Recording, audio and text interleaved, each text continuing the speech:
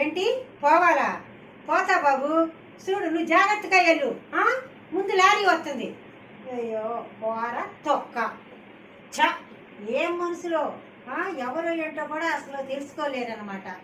అంత గుడ్డి ప్రపంచకం అయిపోయింది. దాన ధర్మాలు ఏ పాటి చేస్తున్నారు అని పైనుంచి దిగి వచ్చిన దేవతను గుర్తించలేని గుడ్డి ప్రపంచకం.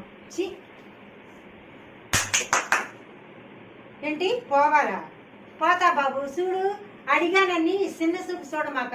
చేసుకుంటే నీకు నేను మంచి స్నేహితురాలు కూడా అవుతాను. ఏంటి కాదా?